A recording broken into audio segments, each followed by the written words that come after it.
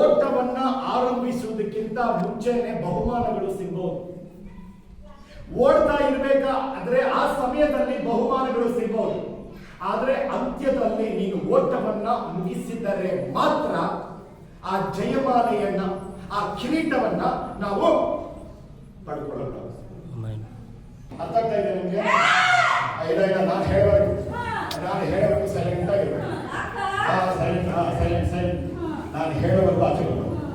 ಇನ್ನು 40 ನಿಮಿಷ ಟೈಮ್ ಬಂದಿಲ್ಲ ಸಂಗತಿ. ಹಲ್ಲೆಲೂಯಾ. ಇದೆಲ್ಲ ಒಂದು ಸಮಯ ಸರಿ ನೀನು ಟೈಮ್ ಬಂದಿಲ್ಲ ಅಂತ ಹೇಳ್ತಾ ಸುಮ್ಮನೆ ಹಲ್ಲೆಲೂಯಾ. ಅದನ್ನ ಬಿಡಿ ಅದೆಲ್ಲ ಇದೆಲ್ಲ ಮಾಮೂಲಾಗಿ ಬೆಳೆಯೋದು. ಇನ್ನ ಹೆಚ್ಚಾದ ಕಾರ್ಯಗಳನ್ನ ನೋಡ್ತೀವಿ. ಇದೆಲ್ಲ ಏನಿಲ್ಲ. ಸರಿ, ಇದನ್ನ ನೋಡ್ರಿ. ಈ ಪವಿತ್ರಾತ್ಮ ನೀನು ಸುಮ್ಮನೆ ಕೂತಿದ್ರು ಈ ಜೀವನದಿ ಆಚೆ ಬಂದು ನೀನು ಯಾರು ಅಂತ ಈ ಲೋಕಕ್ಕೆ ತೋರಿಸ್ಕೊಟ್ಬಿಡು. ಹಲ್ಲೆಲೂಯಾ. ದೇವರ ಚಿತ್ತದ ಪ್ರಕಾರ ನನ್ನ ಜೀವನ ಇರಬೇಕು. ಹಲ್ಲೆಲೂಯಾ ಇರಬೇಕು. ಹಲ್ಲೆಲೂಯಾ. ಈ ಸೇವೆಗೆ ಬರುವುದಕ್ಕಿಂತ ಮುಂಚೆ ನಾನೊಬ್ಬ ಕಂಪ್ಯೂಟರ್ ಇಂಜಿನಿಯರ್ ಆಗಿ ಕೆಲಸ ಮಾಡ್ತಾ ಇದ್ದೆ. ಆದ್ರೆ ಆ ಸಮಯದಲ್ಲೂ ನನಗೆ ಗೊತ್ತಿರಲಿಲ್ಲ ಈ ಯೇಸು ಸ್ವಾಮಿ ಯಾರು ಅಂತ. ಹಲ್ಲೆಲೂಯಾ. ಇವಾಗ ಏನಂತ ಕರೀತೀರಾ ನೀವೆಲ್ಲರೂ? ಪಾಸ್ಟರ 20 ವರ್ಷಕ್ಕೆ ಮುಂಚೆ ನಾನು ನೋಡಿದ್ರೆ ಅವಾಗ ಏನಂತ ಕರೀತಾ ಇದ್ರಂತ ಗೊತ್ತಾಗ್ತಾ ಇತ್ತು. ಹಲ್ಲೆಲೂಯಾ. ನಾನು ಈ ತರ ಇರಲಿಲ್ಲ. ಒಂದು ಮೃಗದ ಜೀವನ ಆ ತರ ಜೀವಿಸ್ತಾ ಇತ್ತು. ಹಲ್ಲೆಲೂಯಾ. ಈ ಲೋಕದಲ್ಲಿ ಏನೆಲ್ಲ ನೀವು ಯೋಚನೆ ಮಾಡ್ಬೋದೋ ಅದೆಲ್ಲ ನನ್ನಲ್ಲಿತ್ತು. ಆದ್ರೆ ದಿಢೀರನೆ ಈ ನಿಜವಾದ ಬೆಳಕು ನನ್ನ ಜೀವನದಲ್ಲಿ ಅವರು ಪ್ರತ್ಯಕ್ಷವಾದರು. ಆ ನಿಜವಾದ ಬೆಳಕು ಬಂದಿದ್ದರಿಂದ ಈ ಎಲ್ಲ ಅಂಧಕಾರದ ಶಕ್ತಿಗಳ ಬಂಧನಗಳು, ಈ ಅಂಧಕಾರದ ಕಾರ್ಯಗಳೆಲ್ಲ ನಾನು ಬಿಡ್ಬೇಕಂತ ಇದ್ರು ಆಗಲಿಲ್ಲ. ಅದು ಕಾರಣ ನನಗಾಗಲೇ ಇವಾಗ 15 ನಿಮಿಷ ಆಗೋಯ್ತು. ಇನ್ನ ಕೊನೆ ಆಗುವವರೆಗೂ ಚಪ್ಪಾಳೆ ತಗೊಳ್ಳೋಣ, ಆಯ್ತಾ? ಎಲ್ಲ ಮುಗಿದ ಆದ್ಮೇಲೆ ಚಪ್ಪಾಳೆ ತಗೊಳ್ಳೋಣ. ಯಾಕಂದ್ರೆ ಅದರಲ್ಲೂ ನನಗೆ ಆ ಟೈಮು ನನಗೆ ತುಂಬಾ ಅಗತ್ಯ, ತುಂಬಾ ಮುಖ್ಯ. ಈ ಯೇಸು ಸ್ವಾಮಿ ಹಲ್ಲೆಲೂಯಾ.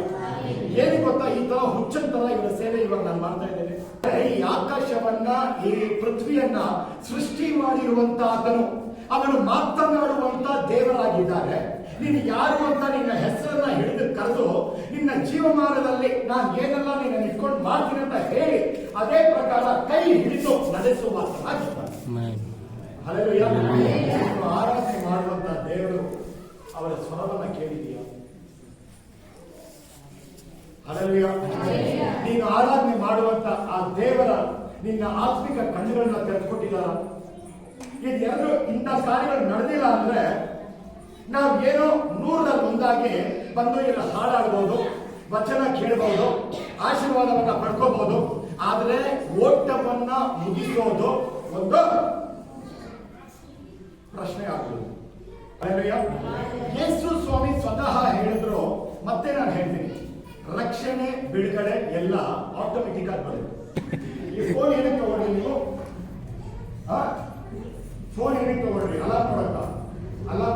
ಅಲಾರ್ಮ್ಗೋಸ್ಕರ ತಗೊಂಡ್ರ? ನಾ ಫೋನ್ ಇಲ್ಲೂ ತಗೊಂಡಿರ್ತೀರ. ಫೋನ್ ಏನಕ್ಕೆ ಮತ್ತೆ ತಗೊಂಡಿದ್ದೀರಾ? ಡೇಟ್ ನೋಡಕ್ ತಗೊಂಡಿದ್ದೀರಾ? ಫೋನ್ ಏನಕ್ಕೆ ತಗೊಂಡಿದ್ದೀವಿ ಅಂದ್ರೆ ಡೇಟ್ ನೋಡೋಕ್ಕೂ ಅಲ್ಲ, ಅಲಾರ್ಮ್ ನೋಡೋದಕ್ಕೂ ಅಲ್ಲ. ಏನಕ್ಕೋಸ್ಕರ ತಗೊಂಡಿದ್ದೀವಿ? ಇನ್ನೊಬ್ಬರನ್ನ ಸಂಪರ್ಕಿಸೋದಕ್ಕೋಸ್ಕರ. ಹಲ್ಲೆಲೂಯಾ. ಅದೇ ತರ ಬಿಡುಗಡೆ, ಸ್ವಸ್ಥತೆ ಇದೆಲ್ಲ ಹೊರಗಿನ ಅಂಗಳದಲ್ಲಿ ಇರುವಂತಹ ಕಾರ್ಯ. ಇದು ಮಕ್ಕಳ ರೊಟ್ಟಿ ಅಂತ ನಾವು ಬೈಬಲ್ ಅಲ್ಲಿ ನೋಡ್ತೀವಿ. ಇದು ಎಲ್ಲರಿಗೂ ಈಸಿಯಾಗಿ ಸಿಗುತ್ತೆ. ಆದ್ರೆ ಆತನೊಂದಿಗೆ ಸಂಚರಿಸುವುದು, ಆತನ ಸ್ವರವನ್ನ ಕೇಳುವುದು, ಜೀವಂತವಾಗಿರುವಂತಹ ದೇವರು ಅವರೊಡನೆ ನಡೆಯುವುದು. ಆದ್ರೆ ಅವ್ರು ಯಾವ ತರ ಇದ್ದಾರೆ ಅಂದ್ರೆ ಅಗ್ನಿಯಾಗಿದ್ದಾರೆ. ಹಲ್ಲೆಲೂಯಾ. ಅಗ್ನಿ ಜೊತೆ ಪೇಪರ್ ತರ ಇಟ್ಕೊಂಡು ನಡೆದ್ರೆ ಏನಾಗುತ್ತೆ? ಸುಟ್ಟೋಗುತ್ತಾ? ಹಲ್ಲೆಲೂಯಾ. ಹಲ್ಲೆಲೂಯಾ. ಹಲ್ಲೆಲೂಯಾ. ಈ ನಿಜವಾದ ಬೆಳಕು ಈ ಭೂಮಿಗೆ ಬಂದ ಆದ್ಮೇಲೆ ಈ ಯೇಸು ಸ್ವಾಮಿ ಯಾವ ತರ, ಓಕೆ, ಇನ್ನ ಸ್ವಲ್ಪ ಟಚ್ ಮಾಡಿ ಸ್ವಲ್ಪ ಒಳಗೆ. ಸುವಾರ್ತೆ ಅಂದ್ರೆ ಏನಮ್ಮ? ಬೇಗ ಹೇಳ್ಬೇಕು, ಬೇಗ. ಯೇಸು ಸ್ವಾಮಿನ ಏನಕ್ಕೋಸ್ಕರ ನಂಬ್ಕೊಂಡಿದೀವಿ ಅಂದ್ರೆ ಆ ನಿತ್ಯ ಜೀವವನ್ನ ಯೇಸು ಸ್ವಾಮಿ ಸ್ವತಃ ಅವರ ಬಾಯಿಂದ ಅವರು ಹೇಳಿದಂತ ಕಾರ್ಯ ಏನು? ಕಳ್ಳ ಏನಕ್ಕೋಸ್ಕರ ಬರ್ತಾ ಇದ್ದಾರಂತೆ? ಕತ್ತುಕೊಳ್ಳುವುದಕ್ಕೆ, ಹಾಳು ಮಾಡೋದಕ್ಕೆ, ಆಮೇಲೆ ಇದೆಲ್ಲ ನಾವು ಒಂದು ಪದ್ಯ ತರ ಹೇಳ್ತಾ ಇದ್ದೀವಿ.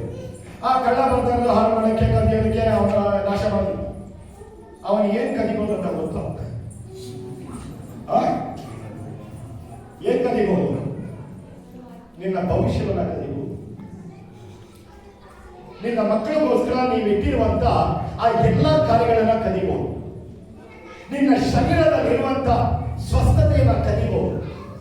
ಈ ಕಳ್ಳ ಬರೋದು ಬರೀ ಕದಿಯೋದಕ್ಕೆ ಮಾತ್ರ ಅಲ್ಲ, ಅವನು ಹಾಳು ಮಾಡೋದಿಕ್ಕೆ ಬರ್ತಾ ಇದ್ದಾನಂತೆ.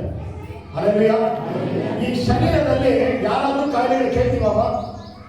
ಕೇಳ್ತೀರಾ? ಕಾಯಿಲೆ ಬೇಕು ಅಂತ, ರೋಗ ಬೇಕು ಅಂತ ಕೇಳ್ತೀರಾ? ಆದ್ರೆ ಏನಕ್ಕಿದೆ? ಹಲ್ಲೆಲೂಯಾ. ಈ ಕಳ್ಳ ಬಂದಿದ್ದು ಇಲ್ಲಿ ನಾನು ನಿಂತ್ಕೊಂಡಿದ್ದೀನಿ, ಇಲ್ಲಿ ಯಾರಿಗೋ ಒಬ್ಬರು ಹೊಟ್ಟೆ ನೋವನ್ನ ದೇವರು ನನಗೆ ತೋರಿಸ್ತಾ ಇದ್ದಾರೆ. ಈಗ ಒಂದು 40 ನಿಮಿಷ ಆದ್ಮೇಲೆ ಈ ಹೊಟ್ಟೆ ನೋವಲ್ಲಿ ನೀವು ಕೂತಿದ್ದೀರಾ, ಅದನ್ನ ಬೇರಿನ ಸಮೇತ ದೇವರು ಅದನ್ನ ಕಿತ್ತಾಕಿದ್ದಾರೆ. ಹಲ್ಲೆಲೂಯಾ. ಯಾಕಂದ್ರೆ ನಾನು ದಾವೀದನ ಬೇರು ಅಂತ ದೇವರು ಹೇಳ್ತಾ ಇದ್ದಾರೆ. ಆ ಹೊಟ್ಟೆ ನೋವು ಕಾಣಿಸ್ತಾ ಇರುವಂತ ಅದು ಕಾರ್ಯ ಬರೀ ನೋವಲ್ಲ, ಆ ಹೊಟ್ಟೆ ಅದು ಗೊತ್ತಾಗುತ್ತೆ ಇವಾಗ ಒಂದು 40 ನಿಮಿಷ ಆದ್ಮೇಲೆ. ಹಲ್ಲೆಲೂಯಾ. ಯೇಸು ಸ್ವಾಮಿ ಬಂದಿದ್ದು ಅವರು ತನ್ನ ಜೀವವನ್ನ ಕೊಡುವುದಕ್ಕೂ, ಆ ಜೀವ ಏನಾಗಬೇಕು? ಸಮೃದ್ಧಿ ಆಗುವುದಕ್ಕೂ. ಹಲ್ಲೆಲೂಯಾ. ಆದ್ರೆ ತುಂಬಾ ಜನರಲ್ಲಿ ಆ ಜೀವ ಹೇಗೆ ಕಾಣಿಸ್ತಾ ಇದೆ ಗೊತ್ತಾ? ಆ ಬಾಟ್ಲಲ್ಲಿ ಒಂದೇ ಒಂದು ಡ್ರಾಪ್ ನೀರಿದ್ರೆ ಯಾವ ತರ ಇರುತ್ತೆ? ನಿತ್ಯ ಜೀವನೇ. ಆದ್ರೆ ಆ ಬಾಟ್ಲಲ್ಲಿ ಒಂದೇ ಒಂದು ತೊಟ್ಟು ನೀರಿದ್ರೆ ಅದೇ ತರ ತುಂಬಾ ಜನ ವಿಶ್ವಾಸಿಗಳು ಇನ್ನೂ ಸಹ ಜೀವಿಸ್ತಾ ಇದ್ದಾರೆ. ಹಲ್ಲೆಲೂಯಾ. ಆ ಜೀವ ಅದು ಸಮೃದ್ಧಿ ಆಗ್ಬೇಕು.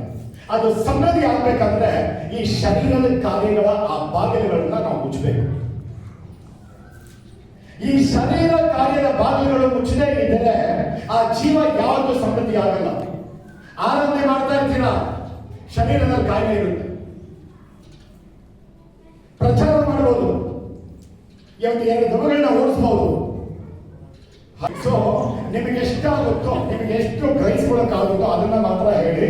ಇವತ್ತಿನ ವಚನಕ್ಕೆ ಆಕ್ಚುಲಿ ನಾನು ಏನ್ ಅನ್ಕೊಂಡೆ, ನಿಮ್ಗೊಂದು ಮಾತನ್ನ ಹೇಳಿದ್ರೆ ಎಲ್ಲಮ್ಮ ಕೂತಿದ್ದೀರಾ? ಇನ್ನು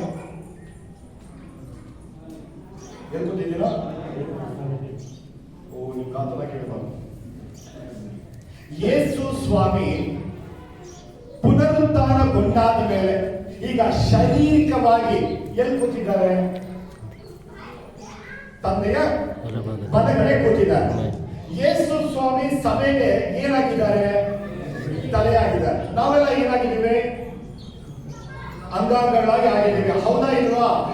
ಈಗ ತಂದೆಯ ಬಲ ಪಕ್ಕದಲ್ಲಿ ಕೂತಿರೋದು ಬರೀ ಆ ತಲೆನ, ಇಲ್ಲ ಪೂರ್ತಿಯಾಗಿ ಯೇಸು ಸ್ವಾಮಿ ಕೂತಿದ್ದಾರ? ಬರೀ ತಲೆ ಮಾತ್ರ ಕೂತಿದ್ಯಾ? ನಿಮ್ ಮನೆಗೆ ಯಾರಾದ್ರೂ ಬರೀ ನೀವು ಬೆಳಗ್ಗೆ ಎದ್ದ ತಕ್ಷಣ ಬರೀ ಒಂದು ತಲೆ ಮಾತ್ರ ಒಂದು ಭಾಗ ತಟ್ತಾ ಇದ್ರೆ ಏನ್ ಮಾಡ್ತೀವಿ?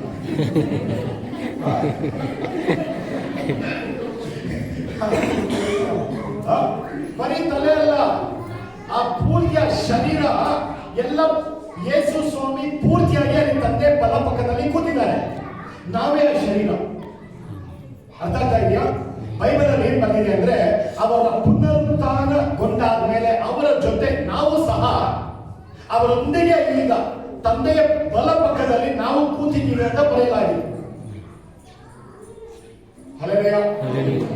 ಅವರ ಶರೀರ ತಂದೆಯ ಬಲ ಪಕ್ಕದಲ್ಲಿ ಕೂತಿದೆ.